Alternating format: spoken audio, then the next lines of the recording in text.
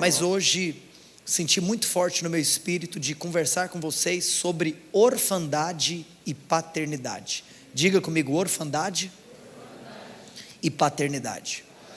Eu acredito que essa ministração, ela tem como objetivo encontrar diversos corações, corações de filhos e corações de pais. Todos vocês são filhos, e também eu estou falando aqui para um auditório de pessoas de todas as idades, e também muitos jovens que estão aqui hoje também se tornarão pai, ou mãe, obviamente. E eu gostaria que você abrisse o seu coração, para que o Espírito ministrasse ao seu espírito, e você pudesse receber instrução.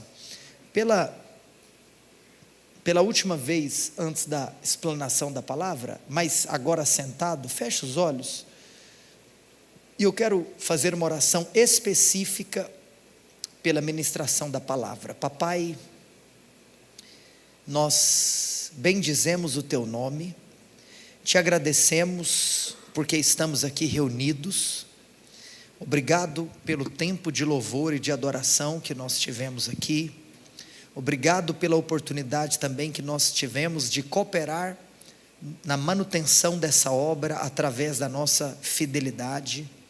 Obrigado também, Senhor, porque hoje juntos intercedemos aqui pelo Sozo, pela Emmaus Conference, e de maneira específica, Senhor, queremos agora te pedir para que o Senhor nos visite enquanto esta palavra será ministrada. Nós profetizamos que o nosso coração é um terreno fértil, que o nosso coração está aberto para receber o que será ministrado. Em nome de Jesus, amém. Irmãos, eu gostaria de ler 4 versículos com vocês que se encontram nesse capítulo.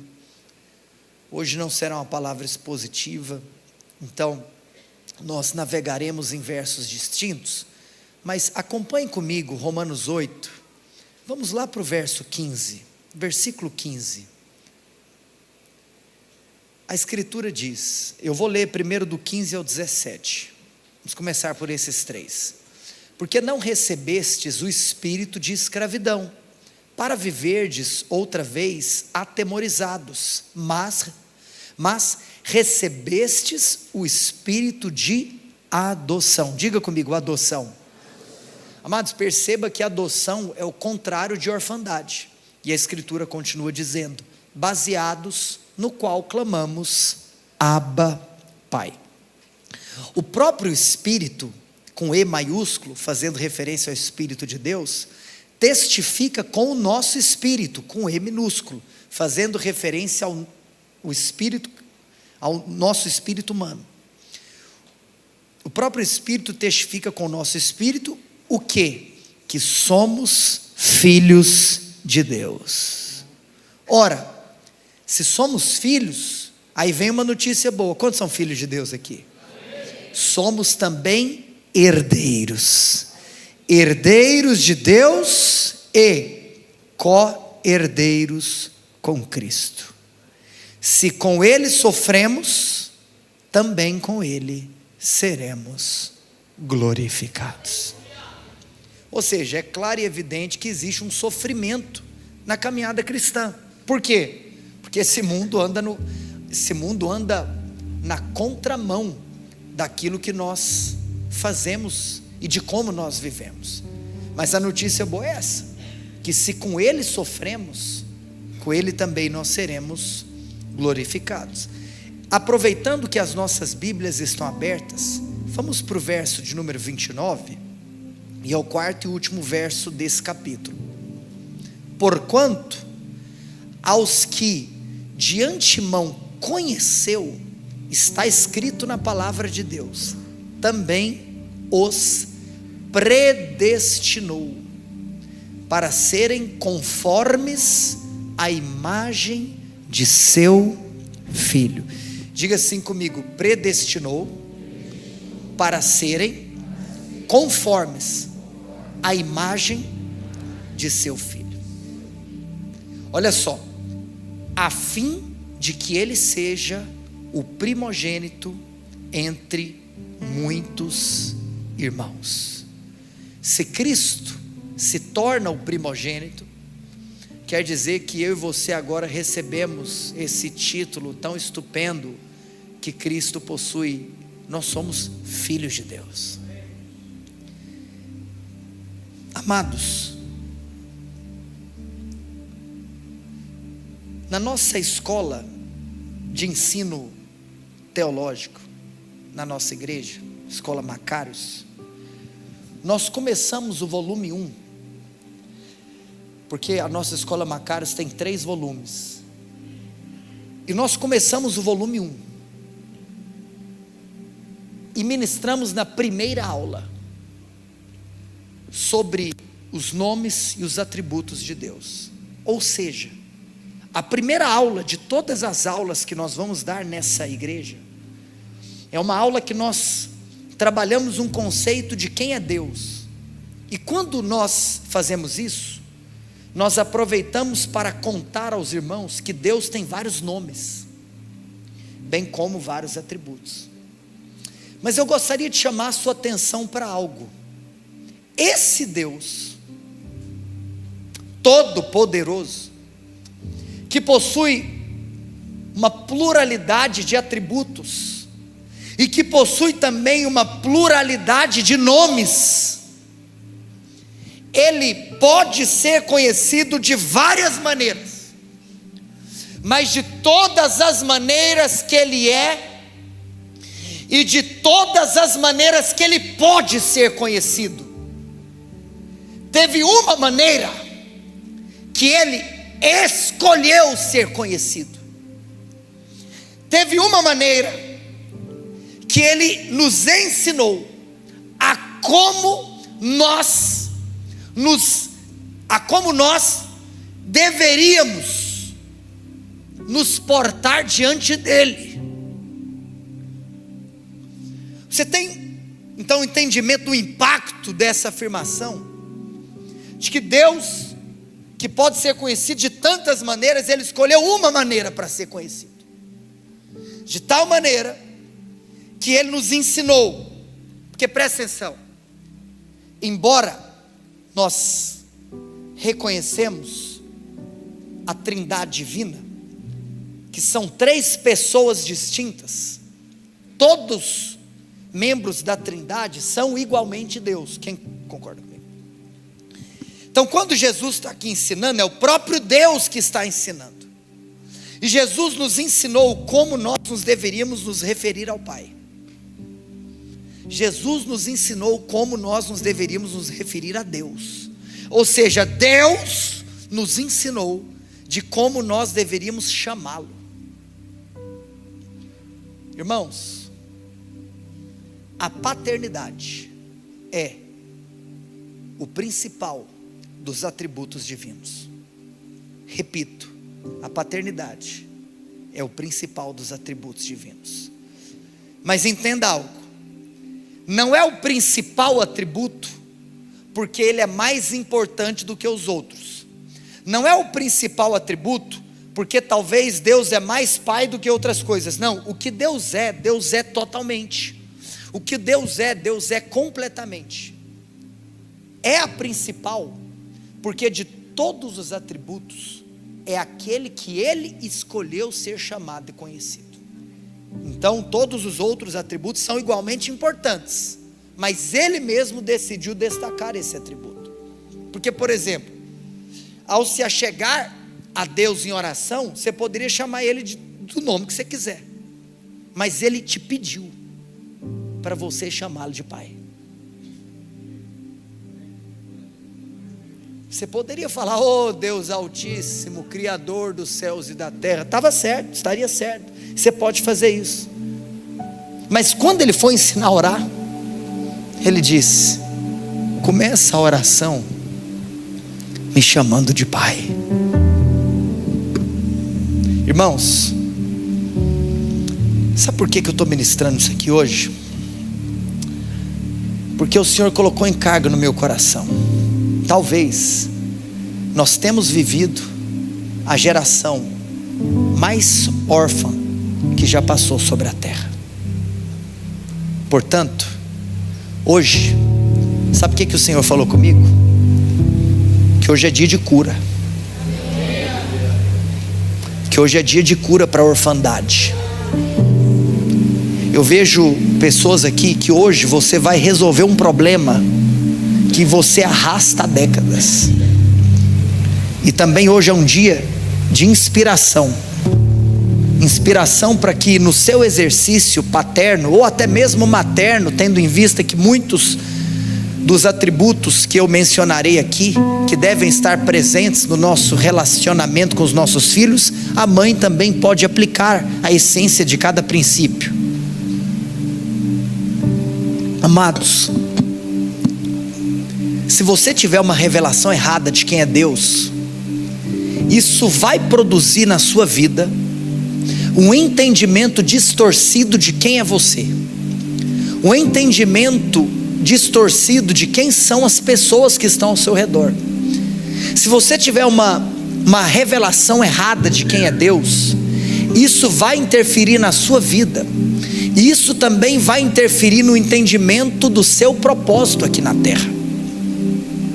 Então é por isso que nós precisamos hoje trazer conceitos que nortearão a cada um de nós a revelação, a imagem que nós temos de Deus. Você sabe, irmãos, nosso país, em um passado recente, ele tinha a sua maioria, do ponto de vista religioso, de católicos, e o nosso país tem uma padroeira. Agora é interessante que você pensar em padroeira, para começar, a palavra padroeira vem de pai. Mas qual que é a imagem da padroeira? A imagem de uma mulher com um neném no colo e sem o pai dele do lado. Quem que é o pai? Sabe qual que é a realidade do Brasil? Eu não sei quem é o pai, ele foi embora. Eu só ouvi naquela balada, eu só me encontrei com ele no carnaval. Não tem pai. Irmãos, Satanás investe muito nesse assunto. Satanás está trabalhando incansavelmente com a distorção da imagem paterna das pessoas, porque a distorção da imagem paterna influencia diretamente na abertura que uma pessoa tem em ouvir o Evangelho. Você sabe, Malaquias, ao realizar uma profecia escatológica, ele disse que nos últimos dias o Senhor iria restaurar o espírito de Elias, e ele converteria o coração dos pais aos filhos e dos filhos aos pais. Isso me chama a atenção, a entender então que o último avivamento vai ser um avivamento de paternidade. Mas também me chama a atenção o fato de que Malaquias faz a menção do espírito de Elias. Eu te pergunto, por que não o espírito de Samuel? Samuel foi um personagem muito emblemático no Antigo Testamento. Samuel foi profeta, sacerdote e juiz. Samuel foi o único personagem do Antigo Testamento que possuiu 3 ministérios. Mas se é uma profecia escatológica, por que não Daniel? Daniel, de todos os profetas, foi o profeta mais escatológico. O livro de Daniel é considerado o Apocalipse do Antigo Testamento. Daniel possui um espírito excelente. Mas você sabe, irmãos, Elias teve uma coisa que Samuel, Daniel ou outros que eu poderia citar aqui não teve. Elias teve um filho espiritual. Com quem que ficou a perpetuação do legado de Samuel ou de Daniel? Você sabe que Elias, ele teve um filho espiritual que foi mais usado que ele mesmo. Elias é considerado o maior de todos os profetas do Antigo Testamento. Elias é considerado o símbolo da profecia. Por isso que, por exemplo, muitos, e eu corroboro desse pensamento, dizem que Elias é uma das duas testemunhas do Apocalipse. Irmãos, o maior de todos os profetas teve um filho espiritual, e esse filho espiritual foi usado para realizar o dobro de milagres que ele mesmo fez. Talvez isso o credencia como o maior, porque o maior não é aquele que realiza feito com as suas próprias mãos, mas o maior é aquele que continua vivo mesmo depois da sua partida. Você sabe, irmãos, João Batista, a Escritura diz, vem no espírito de Elias. E é interessante que então, uma pessoa que vem no espírito de Elias, ela fala algo, quando ela vê a próxima geração na frente dela, porque João Batista estava lá vivendo o seu apogeu ministerial, o auge do seu ministério, quando a nova geração aparece na frente dele, Jesus Cristo de Nazaré. Quando ele vê a nova geração, ele diz: eu não sou digno de desatar as suas sandálias. Talvez você pode pensar: pastor, mas é óbvio, nós estamos falando aqui do Messias, nós estamos falando aqui do enviado, do Cristo, do ungido, do Salvador, do Yeshua HaMashiach. Nós estamos falando aqui de Deus, tudo bem. Mas é interessante que você percebe o espírito da humildade, o espírito da paternidade no próprio Cristo. Porque talvez um dos versículos mais conhecidos por nós, o verso 12 do capítulo 14 do Evangelho de João, Jesus vira para os seus discípulos e fala: vocês que creem em mim, vocês farão obras ainda maiores. Você sabe por que o último avivamento precisa ser um avivamento de paternidade? Porque para que ele volte, o Evangelho precisa ser pregado. Para que o Evangelho seja pregado, Antônio Carlos, os nossos discípulos precisam ir mais longe do que nós. Nós precisamos então de permitir que através dos nossos ombros, os nossos filhos espirituais alcancem lugares inalcançáveis. Até então, ou inalcançados e não inalcançáveis. Portanto, irmãos, esse tema é muito importante. Não tem como nós termos uma vida próspera em Deus sem tocar no tema da paternidade. Irmãos, a verdade é que automaticamente, e agora eu gostaria que você viesse aqui comigo para um raciocínio. Escrevi uma frase: automaticamente todo ser humano projeta em Deus a imagem do seu pai terreno. Repito, automaticamente todo ser humano projeta em Deus a imagem do seu pai terreno. Vou dar um exemplo.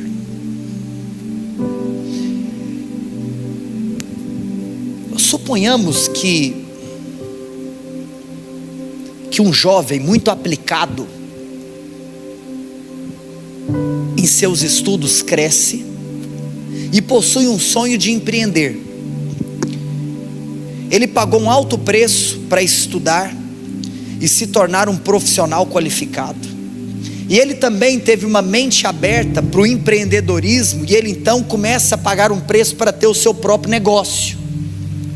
E nessa jornada ele começa muito bem, até que ele possui inclusive a oportunidade de ter um sócio no seu negócio, que inclusive era uma pessoa que ele amava muito, o seu amigo André.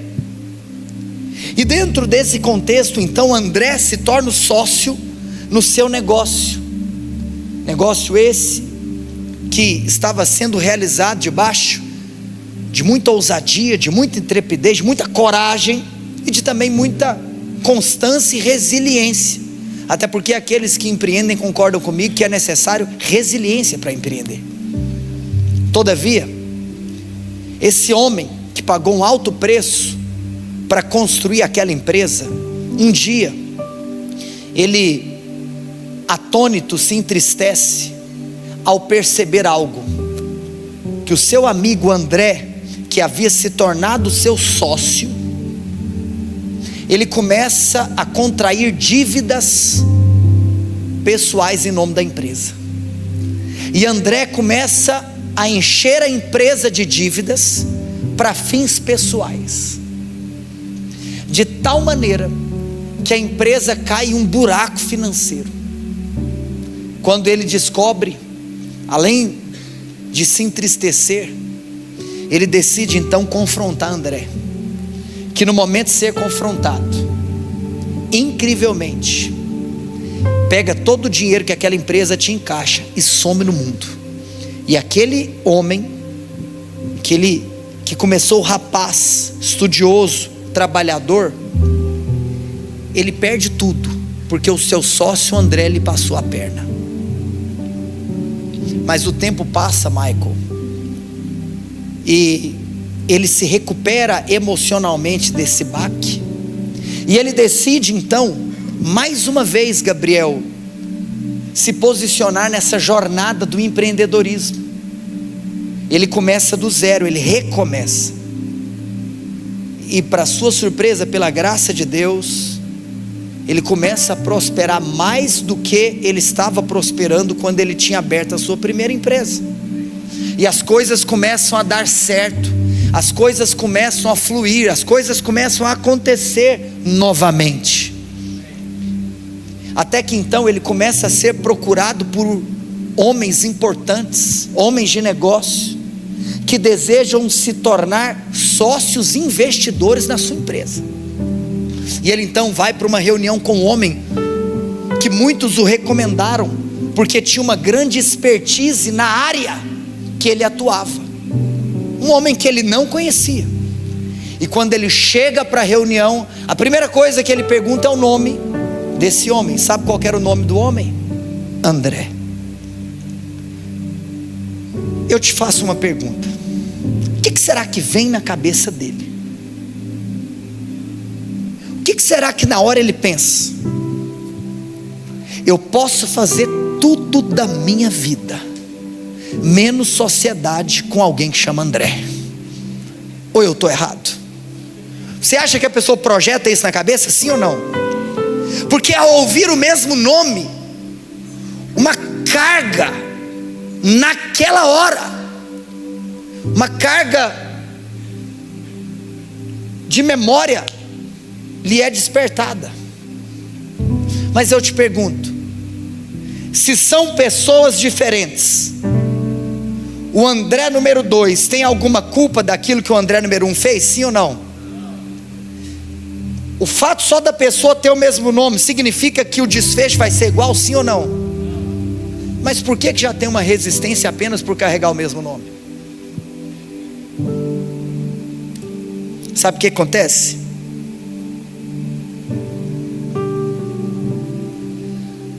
A pessoa cresce sem pai,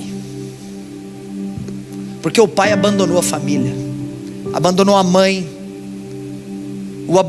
abandonou os seus irmãos. Mas ele supera isso, e ele descobre um Deus que cura feridas, que liberta, e até aí tudo bem. Ele aceita Jesus como seu Senhor e Salvador.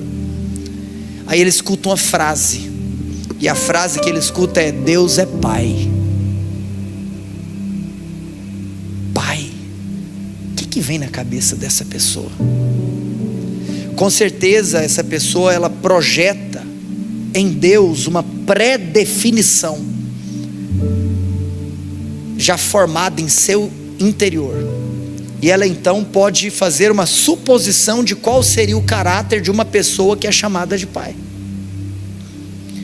E o problema, irmãos, é que nós transferimos para Deus o pai que nós tivemos aqui na terra. Eu não sei que tipo de pai você teve, ou também eu não sei que tipo de pai você não teve, mas hoje eu quero te contar que tipo de pai Deus é.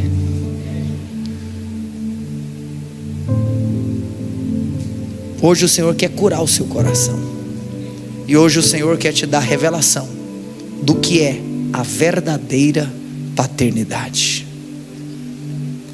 Talvez Talvez você teve um pai autoritário. Deixa eu conversar aqui, por exemplo, sobre 3 tipos de pais que talvez você possa ter tido. Pode ser que você teve um pai autoritário. Ele só falava com você para te dar bronca. Ele só sentava para conversar com você quando a sua nota estava baixa. Quando você tirava uma nota boa, você nunca nem recebeu um mísero parabéns. Talvez esse pai autoritário, ele só aparecia para te punir. E aí, quando você descobre que Deus é pai, você pensa que Deus é assim, que Ele está lá no céu, olhando aqui para a terra, e Ele só vai entrar em cena quando você pecar. Ele só vai entrar em cena quando você errar. E Ele está lá desesperado para achar brechas, para achar erros para te punir. Porque você acha que Deus só lembra de você quando você falha. Por quê? Porque você está transferindo para Deus a revelação de quem o seu pai terreno foi ou é para você. Quantos estão comigo no raciocínio de hoje? Mas talvez, pode ser que o seu caso não foi de ter um pai autoritário. Pode ser que na realidade seu caso foi o contrário, que você teve um pai permissivo. O que significa isso? Talvez uma pessoa que te dava tudo o que você pedia. Todas as respostas dele eram sim. Pai, eu posso isso? Claro. Eu posso aquilo? Na hora, meu filho. Seus amigos viravam para você e falavam assim: fulano, você é o cara mais sortudo da terra. Você tem o melhor pai do mundo. Ele fala assim para tudo. Com seu pai, tudo terminava em pizza. E aí,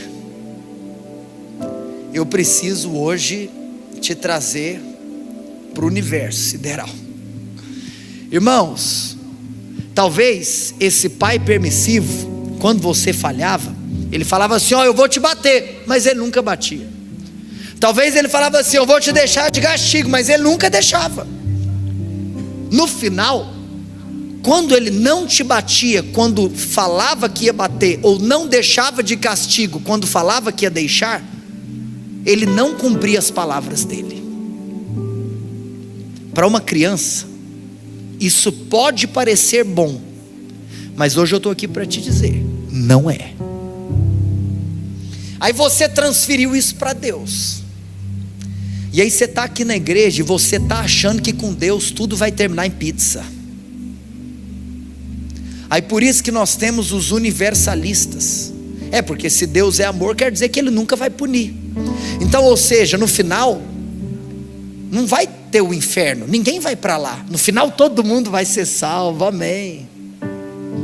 Irmãos, eu quero te falar uma coisa: com Deus as coisas não terminam em pizza, porque Deus, Ele é justo. Você sabe, Deus, diferente do seu caso, caso você tenha tido um pai permissivo, que inclusive não honrava com a sua palavra, Deus honra com a palavra dele.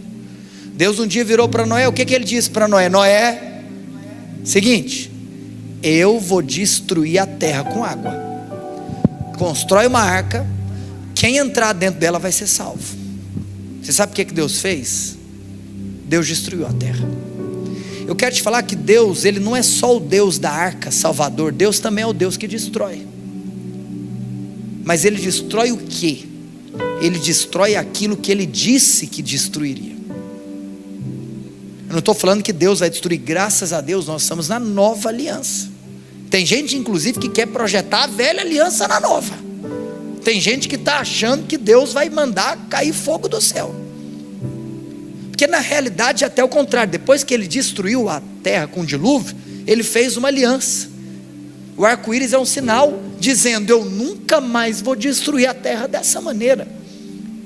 Tem um propósito para todas as coisas. É importante que você saiba a ação de Deus na velha aliança e a ação de Deus na nova. E eu te conto uma coisa: Ele sempre foi o mesmo Deus, nunca mudou. Pastor, como que eu entendo isso? Vamos caminhando junto.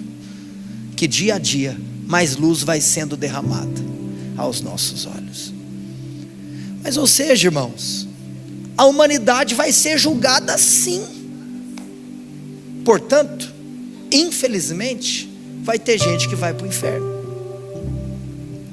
Ou vamos lá, terceiro e último tipo de pai que pode ser que você tenha tido. Não quer dizer que só existem esses 3 tipos de pais, é apenas esses que eu trouxe para nós conversarmos hoje. Talvez você fale assim: pastor, meu pai não foi durão igual você falou, não foi autoritário, também meu pai não foi permissivo. Quero te contar uma coisa, a sensação que eu tive é que nem pai eu tive, porque meu pai foi ausente. Você tem o autoritário, você tem o permissivo, mas você tem o ausente. Na sua história, você não tem memórias dele presente nos momentos, nos pontos mais cruciais da sua existência. Ele nunca te ligava, ele nunca te dava atenção, ele nunca derramou vida sobre você. Talvez, inclusive, ele divorciou de sua mãe e foi embora. Ou talvez, ele só não se divorciou no papel, mas ele não fazia parte da essência do núcleo familiar. E aí, como que isso interfere hoje o seu cristianismo? Porque aí hoje você pensa assim: cara, Deus está muito ocupado para me dar atenção. Porque como você foi uma pessoa que nunca teve a atenção do seu pai, você não se acha merecedor da atenção de Deus. Isso, por exemplo, interfere como você se relaciona com Deus. Isso interfere no que você ora e no que você não ora, porque aí você não tem coragem de orar por algumas coisas que para você é importante, porque na sua cabeça são pequenas demais para um Deus tão ocupado e importante. Talvez você fale: cara, Deus está resolvendo problemas como talvez a fome na África. Eu não posso pedir uma coisa que para mim é importante, mas que talvez para Ele é tão pequena. Você sabe, irmãos, Deus, Ele é pai, mas Ele não é como seu pai. Seu pai pode até ter sido um tipo errado de pai, mas Deus é um tipo certo de pai.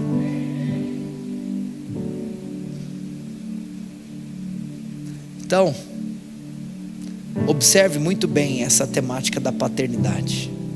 Eu quero te falar uma coisa: para um pai, não existe nada mais importante do que o seu filho. É maravilhoso quando você, por exemplo, é pai de crianças pequenas, e aquela criança pequena te entrega um rabisco, Ranieri Araújo. E quando você olha para aquele rabisco, você fica apaixonado de amor.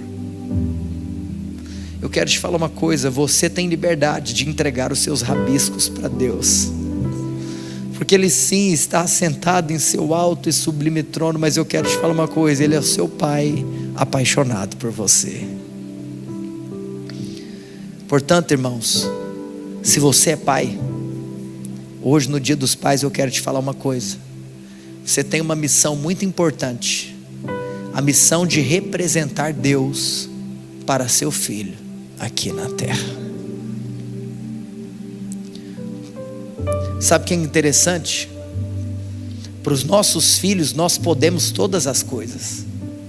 Por que crianças fazem pedidos tão exorbitantes?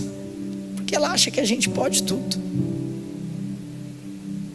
Eu me lembro que eu virava às vezes para minha mãe ou para o meu pai, eu pedia umas coisas que talvez pode ser que eles não tinham dinheiro, mas na minha cabeça eles podiam tudo.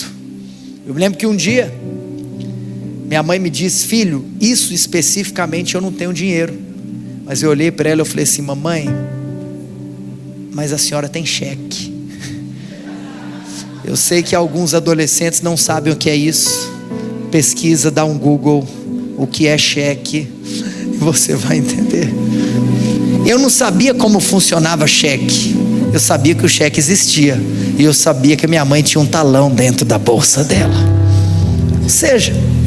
Por quê? Porque, amados, porque eu achava que ela podia tudo. Deixa eu fazer uma pergunta.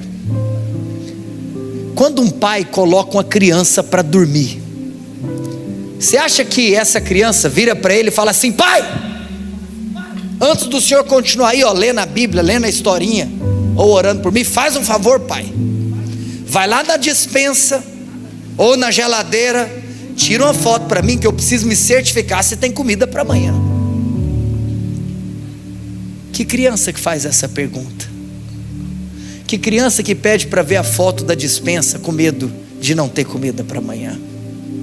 Será que tem alguém comigo aqui no raciocínio hoje, pelo amor de Deus? Irmãos, a verdade é que talvez nós não sabemos ser filho do nosso Pai Celestial. Se um filho aqui na terra acha que o pai pode tudo, quanto mais nós que somos filhos de um Deus que tudo pode. Você pode ter crescido com uma imagem distorcida de Deus, talvez por ter tido um pai autoritário, um pai permissivo ou um pai ausente. Mas eu quero te falar uma coisa hoje: resolva essa questão na sua vida. Se seu pai está vivo e esse for o seu caso, vá atrás dele, peça perdão, libere perdão, reate o seu relacionamento com ele. Sabe o que vai acontecer? Muita coisa vai destravar na sua vida. Talvez você fale assim: pastor, mas meu pai já faleceu. Então faça uma oração hoje, faça essa oração hoje. Senhor, eu libero perdão para o meu pai. Enquanto eu estiver aqui na terra, eu vou honrar o legado dele. Eu agradeço a Deus pela vida dele. Quero te falar uma coisa: só de seu pai ter contribuído com o espermatozoide para você nascer, você já teria motivo de gratidão eternamente. É sério? Irmãos, a orfandade te faz ter uma vida distorcida. Você não foi chamado para viver como órfão, você foi chamado para viver como filho. Como eu gosto de ser didático, e a pregação de hoje está muito... Vamos dar uma notadinha aí, fazer uma coisa assim. Deixa eu te dar uns pontinhos para você ir embora com eles.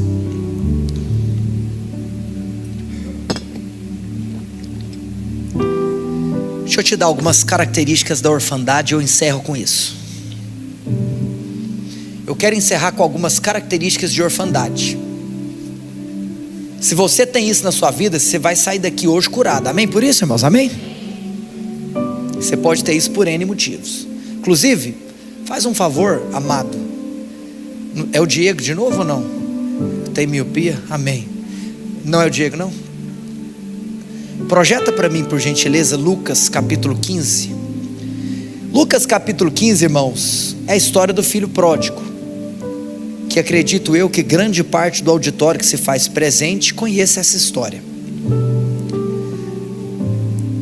Respeitando aqueles que nos visitam pela primeira vez, eu deveria contar essa história. Só não farei em virtude do tempo. Então, se você nos visita e não sabe essa história, eu quero te pedir perdão, porque eu estou errando como pregador. Mas eu só peço licença para que nesse dia dos pais eu não termine o culto muito tarde. A escritura diz, vamos lá para o verso 18 e 19. Eu só quero destacar aqui algumas coisas, irmãos. Então eu vou passar já entendendo que você sabe da história, tá bom? E é interessante que em um determinado momento da história do filho pródigo está escrito: levantar-me-ei e irei ter com meu pai. Qual momento foi esse? Foi o momento que o filho pródigo decidiu voltar para a casa do pai. Amém por isso? Amém? Quem está comigo aqui? Tem alguém comigo aqui? Então eu vou voltar para a casa do meu pai. E quando eu chegar lá na casa do meu pai, eu já sei o que eu vou falar para o meu pai. Pai, pequei contra o céu e diante de ti. Mas eu tenho uma ideia. Depois de falar para o meu pai que eu pequei contra o céu e diante dele, o que eu vou fazer? Eu vou dizer: pai, eu não sou mais digno de ser chamado teu filho. Irmãos, a orfandade, ela te faz te sentir indigno de ser filho. E aí então eu tive uma ideia: trata-me como um dos teus trabalhadores. Você sabe, irmãos, uma pessoa que é órfã, ela se relaciona com Deus como um empregado. Tem gente falando assim: Senhor, eu pequei de novo, na mesma coisa, que eu já te pedi perdão tantas vezes. Então já sei, tive uma ideia, Deus, eu não sou digno de ser teu filho. O Senhor podia até me deixar assim, continuar na igreja. Eu posso fazer coisas para o Senhor aqui na igreja. Deixa eu trabalhar para o Senhor. Porque eu reconheço uma coisa: eu posso ser empregado, eu posso ser escravo, eu posso ser trabalhador, mas filho eu não sou. Irmãos, a orfandade te faz relacionar com Deus apenas como um servo, como um escravo. Agora, eu quero te falar uma coisa: o órfão, ele quer trabalhar para Deus, mas o filho, ele trabalha com Deus. Você não nasceu para trabalhar apenas para Deus. Sabe por quê? Porque Ele não é seu patrão, Ele é seu pai. Eu te pergunto, como que um filho vai trabalhar na empresa do seu próprio pai? Com qual entendimento? Será que ele vive uma angústia de ser mandado embora? Será que ele vive uma angústia de ser despedido? Eu quero te contar uma coisa: quando você edifica igreja, você está tendo o privilégio de trabalhar no empreendimento do seu pai. Não que você é dono da igreja, mas você entendeu o que eu quis dizer. Quantos entenderam? Irmãos, nós estamos trabalhando com o nosso pai. Por isso que o órfão está atrás de um salário. Sabe por que tem gente que vive errado aqui dentro? Porque você está achando que alguém tem que te pagar algum salário, porque você está achando que você é empregado. Eu quero te falar uma coisa: trabalhando aqui dentro, você não vai receber salário, porque você não é empregado, você não tem patrão aqui. Se você está aqui esperando receber salário, pode ir embora. Você está trabalhando com o seu pai, no maior projeto da terra. Volta para Lucas 15, vai lá para o verso 29. Olha o tanto que os dois filhos desse pai aqui se enxergavam como empregados. Porque o irmão mais velho, que nunca tinha saído de casa, ele falou: há tantos anos eu sirvo meu pai, eu te sirvo, sem jamais transgredir uma ordem tua. Nunca me destes um cabrito sequer para me alegrar com os meus amigos. Uai, pera aqui, você está atrás de cabrito? Em outras palavras, você quer um salário? Você está falando assim: nossa, eu estou aqui trabalhando, nunca recebi um salário. Entendi. Você acha que eu sou seu patrão? Irmãos, hoje nós estamos aqui para ser libertos de toda orfandade. Eu quero que você escreve aí 5 frases, rapidamente. Primeira frase: primeira característica da orfandade. Embora eu mencionei que é uma característica você se relacionar com Deus como empregado, então vou falar 6, a primeira é essa. Primeira característica da orfandade: você se relaciona com Deus como empregado. Mas agora eu vou falar de 5 que tem uma aplicação muito direta aqui na sua vida, aqui na terra. A primeira delas, primeira característica da orfandade: ausência de identidade e destino. Repita comigo: ausência de identidade e destino. Tá bom, então olha aqui para mim. O órfão, ele tem um problema de identidade e de destino. O que isso significa, irmãos? Que é isso que eu quero despertar hoje aqui a sua atenção. Eu vou finalizar falando dessas características. Se você reconhece humildemente que talvez você tenha uma dessas características, hoje você vai pedir para o Senhor para você ser revestido do sentimento da filiação, e essa característica vai embora da sua vida, amém? Irmãos, o órfão, ele não sabe o que fazer. O órfão, ele não vive, ele apenas sobrevive. Sabe o que é triste? Se você visitar um orfanato, você vai ver pessoas que se preocupam em apenas sobreviver. Qual que é o destino daquelas pessoas? Elas não têm noção do destino.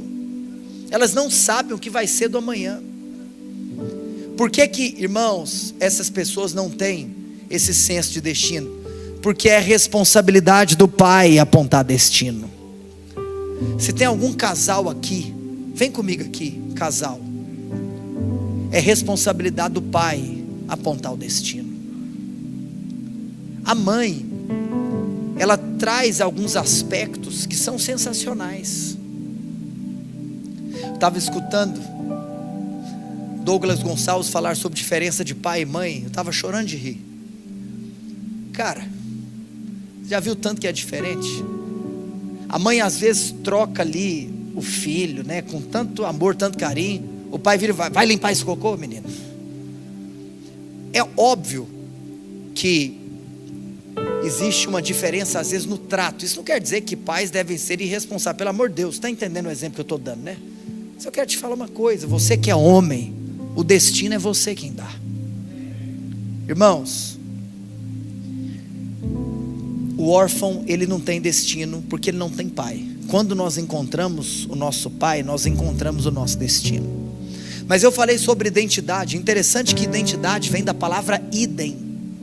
Olha que interessante isso. Identidade vem da palavra idem, que significa igual.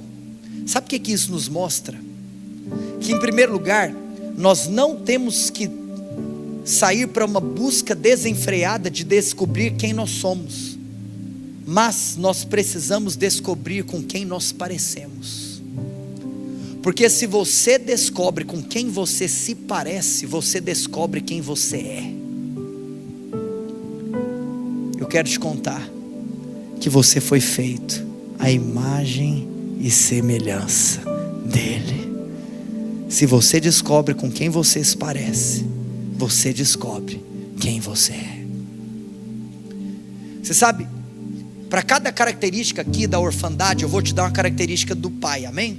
Então a primeira característica é que a orfandade, ela literalmente vai trazer uma ausência de identidade e destino. Mas o pai é amor. Diga comigo, o pai é amor. Você sabe, irmãos, se o pai é amor, nós precisamos de entender que em alguns momentos esse amor, ele é visto de uma maneira incompreendida.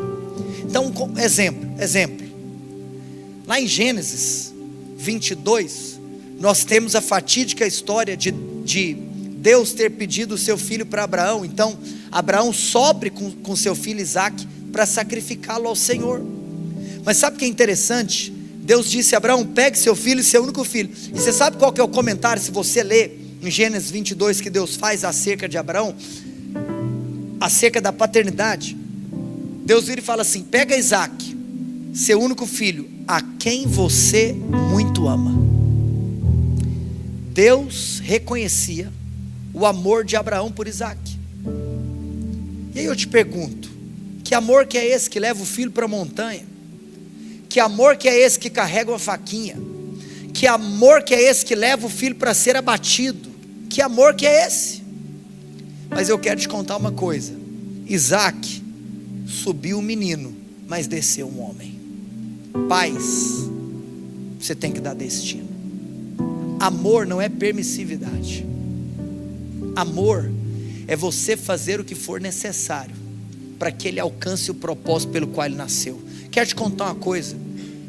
Onde que aplica isso que eu estou trazendo aqui nessa história? Todo homem nasceu para morrer. Abraão estava lá levando Isaque para morrer. Abraão estava lá levando Isaque para cumprir o seu destino. Se fosse a vontade de Deus que ele morresse ali naquele momento, estava tudo certo, ele tinha cumprido o seu propósito aqui na terra. Pais, levem os seus filhos a descobrir a causa pela qual eles devem morrer. Fazendo isso, você dará para eles uma causa para que eles possam viver aqui na terra. Porque todo pai tem a responsabilidade de trazer identidade e destino. Isso é amor. Ou seja, em alguns momentos dói. Você acha que não doeu para Abraão? Você sabe, todo casal saudável tem que viver algo, que é aquela cena da mãe chamar o pai, porque às vezes o menino precisa ser submetido por algo que é doloroso, e a mãe não consegue suportar essa pressão, mas o pai tem que suportar essa pressão. O pai segura o filho para ele ser vacinado, o pai segura o filho para ele levar ponto caso necessário. E eu te pergunto, onde que está o amor? Se eu estou aqui segurando meu filho para sentir uma dor, eu sei que aquilo que está acontecendo é para o bem dele. Então, pais, em alguns momentos, você vai ter que deixar o seu filho sofrer. Você vai ter que deixar os seus filhos ter algumas experiências que no final vai produzir maturidade. E uma pessoa madura, ela tem identidade e destino. Segundo lugar, segunda característica da orfandade. A orfandade faz a pessoa se sentir deslocada. Diga comigo, orfandade faz a pessoa se sentir deslocada. Sabe o que é isso? O órfão, ele não consegue ter senso de pertencimento em nenhum lugar. Você pinga de lugar em lugar. Você acha que a culpa está em todos os lugares, menos em você. Você pinga de igreja em igreja. Você pinga de célula em célula. Mas ninguém me acolhe. Não, é porque você é órfão. E você não consegue ter um senso de pertencimento. A orfandade, ela sempre te faz achar que você não é aceito pelo grupo. Mas hoje eu estou aqui para te falar, irmãos, o pai é o seu abrigo. Em primeiro lugar, a orfandade, ela traz ausência de identidade e destino. O que você tem que descobrir? Que o pai é amor. Em segundo lugar, a orfandade, ela faz com que a pessoa se sinta deslocada. Mas o que você tem que descobrir? Que o pai é abrigo. Irmãos, uma pessoa que tem revelação que o pai é abrigo, ela vai parar de ficar se sentindo deslocada nos lugares. Projeta para mim, por gentileza, Salmos 27, 10. A escritura diz, Salmos 27, 10. Porque se meu pai e minha mãe me desampararem, o Senhor me acolherá. Diga assim, eu tenho um pai que é o meu abrigo. Irmãos, quando o espírito de orfandade é tirado do coração, o espírito de filiação enche o seu interior. Hoje é dia do espírito da orfandade sair, para que você seja cheio do espírito da filiação. Amém, irmãos? Amém por isso? O pai está com você. E se o pai está com você, não existe lugar em que você pode pensar que você não pertence àquele lugar. Por quê? Porque você está plenamente satisfeito, porque você encontrou o seu abrigo. Mas a terceira e antepenúltima característica da orfandade: fome emocional constante e carência crônica. Repito, a terceira característica da orfandade: fome emocional e carência crônica. Tem gente que sempre precisa de elogio, sempre precisa de aplauso. Irmãos, quantas pessoas falam, eu saí porque lá eu não era reconhecido como deveria. E nem vai ser. Por quê? Porque você tem uma carência que não pode ser suprida por uma palavra humana. E você acha que é a palavra humana que teria poder para curar essa ferida, mas não é.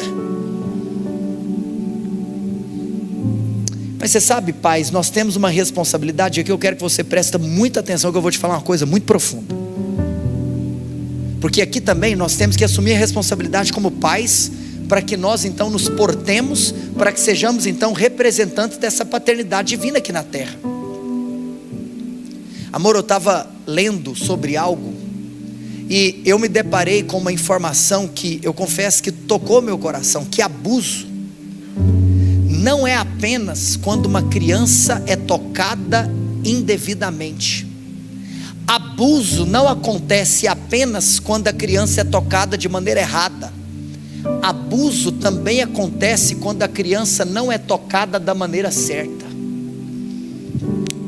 Uma criança tocada da maneira errada é uma criança abusada. Mas também é um abuso quando nós não tocamos a criança da maneira certa. Não é abuso apenas quando, por exemplo, a criança senta no colo de maneira errada. Também é abuso quando a criança não tem o colo certo para sentar. Pais, abram os olhos. para a sua responsabilidade. Porque uma criança abusada emocionalmente, ela vai se sentir para o resto da vida uma pessoa carente. Tem gente com uma carência crônica. É por isso que você vê tanta coisa. Começa a malhar, camisa regata. Por quê?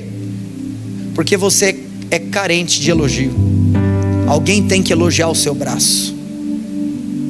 Você não vê pessoa com identidade formada, por exemplo, com barriga de fora. A barriga de fora é um sinal de pessoas que têm uma carência emocional. Porque você tem que se sentir desejada. Você está buscando aprovação. Amados, quem é o Pai então? O Pai é um Deus de afeto. Ele é amor, Ele é abrigo, mas Ele também é afetuoso. Na parábola do filho pródigo, Lucas 15, no verso 20, sabe o que a Escritura diz? Lucas 15, 20, que o pai foi correndo, levantando-se, foi para seu pai. Vinha ele ainda longe, quando seu pai o avistou, e compadecido dele, correndo, o abraçou e o beijou. Talvez se você tem uma carência emocional constante, hoje você precisa de receber o abraço e o beijo paterno, porque o nosso Deus é um Deus de afeto. A Bíblia, irmãos, é uma carta de amor do Pai para você. Quarto e penúltimo, o espírito de orfandade. O time de adoração pode vir. O espírito de orfandade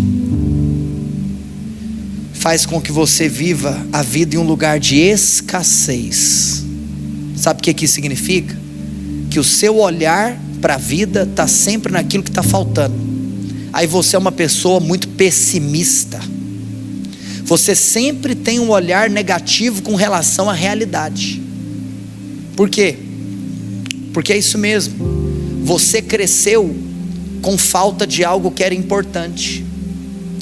Você cresceu sem pai. O que isso significa? Que você vive a vida na perspectiva de uma lacuna que falta. A orfandade faz com que você seja então uma pessoa que vive a vida na perspectiva da escassez, porque a principal lacuna da sua vida você não teve. Então você acha que para o resto da vida sempre vai ter algo faltando. Mas hoje eu estou aqui para te falar: não andeis ansiosos por coisa alguma, porque o Pai é amor, o Pai ele é afetuoso, o Pai é abrigo, mas o Pai também é provedor. Não se preocupe com o que está faltando. Você é filho daquele que tem poder para prover todas as coisas. Você sabe, irmãos, ontem eu fui visitar nosso querido pastor Paulo César e a sua esposa Vanessa e o seu querido filho Christopher. Estava conversando com Paulo, apontando o Christopher para ele. Eu falei: o Christopher está aqui dormindo. Na hora que eu fui, ele estava dormindo. Graças a Deus pelo Paulo César, que já está 2 noites sem dormir. Falei: Paulo, olha a preocupação do Christopher. O Christopher está muito preocupado. E eu falei para o Paulo César, esse amado filho espiritual: se você tiver a revelação que o Christopher tem, a sua vida vai ser completamente impactada. O Christopher estava lá vestido com uma roupa linda. Sabe por que ele estava vestido? Não é porque ele tem habilidade para se vestir, não é porque ele já possui habilidade para escolher looks lindos, não. Ele estava vestido porque ele tem pai. Se você vive a sua vida na perspectiva da escassez, você acha que sempre tem algo faltando, você precisa descobrir que Deus é o provedor de todas as coisas. Você precisa de meditar em Mateus capítulo de número 6. Você precisa de entender que quem se preocupa com amanhã são os empregados, que não sabem se vão continuar tendo emprego. Se você é filho, você é o próximo dono da empresa. Viva a sua vida na perspectiva de quem é filho. Seu pai não está procurando seu próximo erro para te expulsar de casa, mas seu pai está procurando a próxima forma de te transformar à imagem dele. Aleluia. Porque ele quer você parecido com ele. Em último lugar, a última característica que eu trouxe da orfandade para compartilhar com vocês é que o órfão, ele sempre se sente sozinho. Mas o nosso Pai é o Deus Emanuel. O nosso Pai, ele sempre está conosco. Deus é o seu amigo. Eu já não te chamarei mais de servo. Sabe por quê? Se você for servo, tem hora que o patrão despede de você e vai embora. Mas o amigo tem acesso à intimidade. O amigo conhece o segredo do outro amigo. O servo não sabe o que é que o Senhor está fazendo, mas um amigo compartilha segredo. Sabe qual é a boa notícia que eu tenho para te dar? É que o seu erro não é uma surpresa para Deus. O seu pecado não é uma surpresa para Deus. O Cordeiro foi morto antes da fundação do mundo. Sabe o que isso significa? Que ele já sabia que você cometeria essa falha, e mesmo assim ele decidiu te amar. Deus escolheu adotar você, mesmo sabendo tudo que você ia aprontar. Ele nunca vai te abandonar. Existe segurança para esse relacionamento. Hoje eu estou aqui para te dizer: existe segurança para a sua salvação. Não tenha medo de perdê-la, porque Ele é seu Pai. Ele não vai te desamparar. Amados irmãos, Ele é o seu abrigo, Ele é seu amigo, Ele é o seu amor, e Ele tem um afeto, um carinho para compartilhar com você. Gostaria que você se colocasse de pé. Me perdoe pelo tempo. Hoje senti no Espírito um momento intercessório. Quantos creem que foi de Deus o momento intercessório? Mas eu oro para que você saia daqui curado de todo espírito de orfandade. Gostaria que nós finalizássemos o Dia dos Pais. Quantos creem que o seu Pai Celestial, Ele é digno aqui da sua presença aqui, amém?